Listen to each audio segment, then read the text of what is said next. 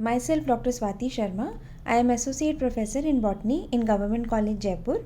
Last class में हमने applications in plant tissue culture start किया था और इसमें हमने seed culture, embryo culture, organ culture और हमने meristem culture and haploid development ये स्टडी किया था। एंड्रोजेनिक मेथड के माध्यम से तो हमने पिछली क्लास में स्टडी कर लिया था। इस क्लास में हम इस टॉपिक को और आगे कंटिन्यू करेंगे और इसमें हम इंक्लूड करेंगे माइक्रोस्पोर कल्चर। इसमें इमेच्योर पोलन ग्रेन से डायरेक्ट एम्ब्रियो फॉर्मेशन या कैलस के थ्रू फॉर्मेशन किया जाता है, उसको कहते हैं microspore culture. Male gametophytic cells यानी कि पोलन ग्रेन्स से हेप्लॉइड प्लांट्स का जनरेशन किया जाता है, क्योंकि पोलन ग्रेन्स में n नंबर ऑफ क्रोमोसोम्स पाए जाते हैं, तो इसमें जो डेवलपमेंट होगा प्लांट का वो हेप्लॉइड प्लांट होगा।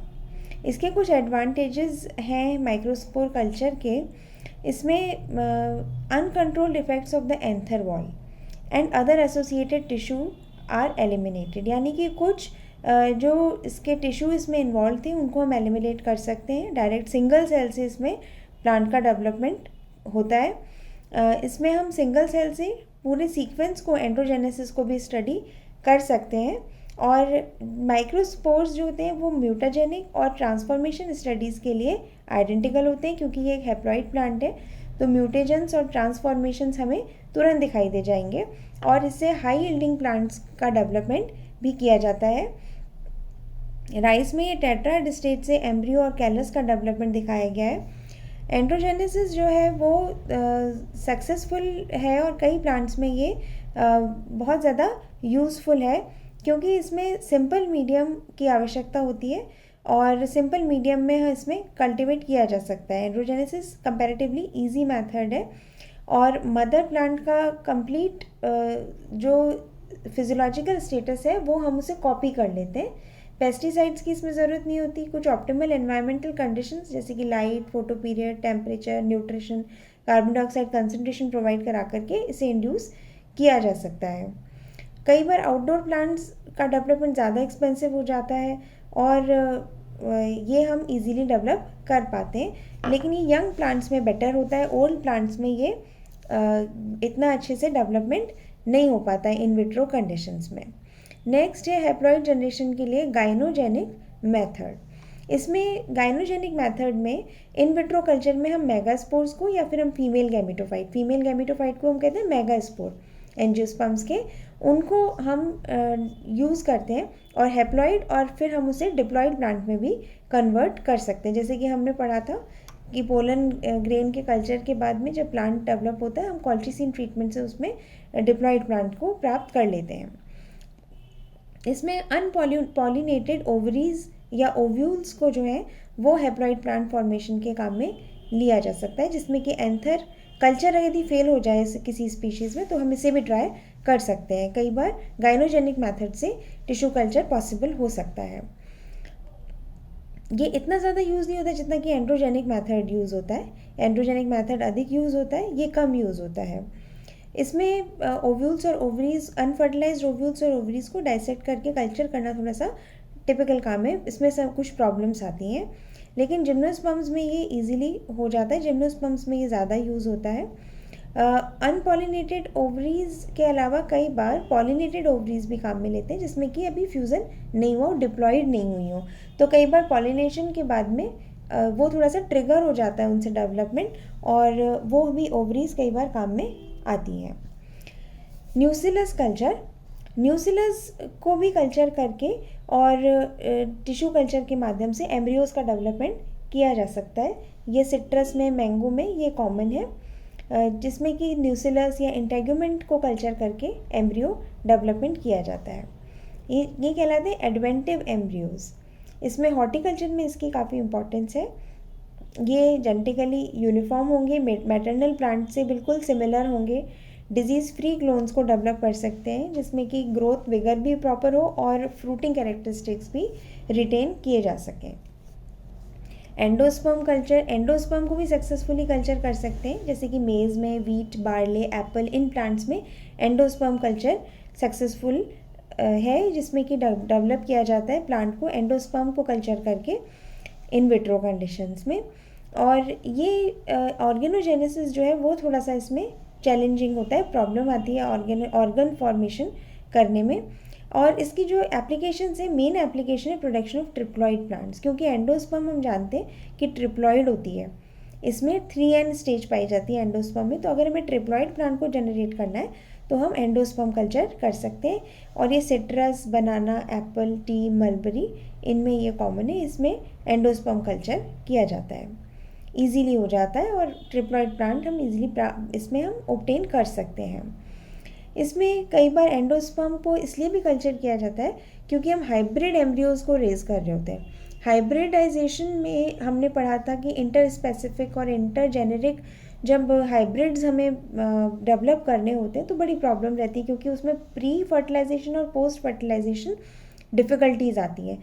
तो पोस्ट फर्टिलाइजेशन डिफ़िकल्टीज़ को ओवरकम करने के लिए जो एम्ब्रियो, हाइब्रिड एम्ब्रियो का डेवलपमेंट हो रहा है, उसमें हम साथ में हम एंडोस्पर्म को भी डेवलप करते हैं, क्योंकि एंडोस्पर्म का मेन फंक्शन है एम्ब्रियो को न्यूट्रिशन प्रोवाइड कराना। तो वो उसको कल्चर करते समय अगर हम एम्ब्रियो के साथ एंडोस्पर्म को भी कल्चर करेंगे तो वो उसको डेवलप होकर के न्यूट्रिशन प्रोवाइड कराती रहेगी और उस एम्ब्रियोज़ का डेवलपमेंट कंपैरेटिवली ईजी हो जाएगा एंडोस्पर्म कल्चर के साथ में। Next is cell suspension culture. हमने पढ़ा था फ्राइबल कैलस, जो थोड़ा सा लूज कैलस होता है, वो जनरली यूज़ करते हैं liquid cell suspension culture develop करने के लिए। इसमें लिक्विड मीडियम होता है जिसमें कि सेल्स जो एग्रीगेट्स हैं वो डिस्पर्स्ड रहते हैं, मूव करते रहते हैं, मूविंग लिक्विड मीडियम इसमें प्रेजेंट होता है। इसमें जो शेकर पे मीडियम प्रेजेंट होता है और वो उसको एजिटेट करता रहता है, हिलाता रहता है उसको शेकर, और वो मीडियम में जो सेल्स हैं वो उन पे थोड़ा सा प्रेशर क्रिएट करते हैं, हल्का सा माइल्ड प्रेशर डाला जाता है जिससे कि वो सेल्स ब्रेक हो जाए, सिंगल सेल या फिर स्मॉल क्लम्स की फॉर्म में प्रेजेंट हों। और इसमें जो सस्पेंशन है उसमें सेल्स यूनिफॉर्मली डिस्ट्रीब्यूटेड रहती है और इसमें गैसियस एक्सचेंज प्रॉपर हो सकता है। इसमें हेलियंथस स्पीशीज़ का सेल सस्पेंशन कल्चर शो किया हुआ है। इसमें सेल्स जब डेवलप होती हैं तो पहली आती है लैग फेज़, जिसमें कि सेल्स अपने आप को डिवीजन के लिए प्रिपेयर करती हैं। फिर एक्सपोनेंशियल फेज़, जिसमें कि सेल और सेल डिवीजन की रेट बहुत हाई हो जाती है, बहुत ज़्यादा सेल डिवीजन होता है। Second is linear phase. इसमें जो सेल डिविजन्स हैं ये तो स्लो हो जाते हैं लेकिन सेल एक्सपेंशन रेट इंक्रीज़ हो जाती है, मतलब सेल का साइज़ इंक्रीज़ होता है। डेसिलरेशन फेज़, जिसमें कि सेल डिवीजन भी डिक्रीज़ हो जाता है और इलोंगेशन भी डिक्रीज़ हो जाता है। और फिर स्टेशनरी फेज़, जिसमें कि नंबर और साइज़ जो है सेल का वो कांस्टेंट हो जाता है, वो कहलाती है stationary phase. Now production of secondary metabolites. Tissue culture के माध्यम से सेकेंडरी मेटाबोलाइट्स का प्रोडक्शन भी हो सकता है। इसमें दो तरीके से हो सकता है कि सस्पेंशन कल्चर में लार्ज वॉल्यूम प्रेजेंट होता है, इसलिए रैपिड ग्रोथ हो सकती है सस्पेंशन कल्चर में और उससे लार्ज वॉल्यूम सेकेंडरी मेटाबोलाइट्स का डेवलप हो जाता है। इसमें इसको लंबे समय तक हम कंपाउंड्स को इसमें प्रिपेयर कर सकते हैं। जो सेकेंडरी मेटाबोलाइट्स हैं काफ़ी लंबे समय तक हम उन सेल्स को ग्रो करके और सेकेंडरी मेटाबोलाइट्स ऑब्टेन कर सकते हैं, क्योंकि प्लांट में तो अगर वो पूरा प्लांट डेवलप होगा और जिस पार्ट से वो सेकेंडरी मेटाबोलाइट डेवलप होना है वो डेवलप होगा, लेकिन हम केवल उन्हीं सेल्स को जो सेकेंडरी मेटाबोलाइट डेवलप कर रही हैं उन्हीं सेल्स को हम कल्चर करके और डायरेक्ट हम उससे सेकेंडरी मेटाबोलाइट्स ऑब्टेन कर सकते हैं। कई बार उसमें नहीं हो पाता है प्लांट में पॉसिबल, लेकिन हम टिश्यू कल्चर के माध्यम से ज़्यादा अमाउंट कम समय में सेकेंडरी मेटाबोलाइट्स का डेवलप कर सकते हैं। तो इस प्रकार से फार्मास्यूटिकल, एंटीमाइक्रोबियल कंपनीज़ में, मतलब इंडस्ट्री में भी हम इसे यूज़ कर सकते हैं। फ्रेगरेंसेस, फ्लेवर्स, नेचुरल स्वीटनर्स, इनको डेवलप किया जा सकता है।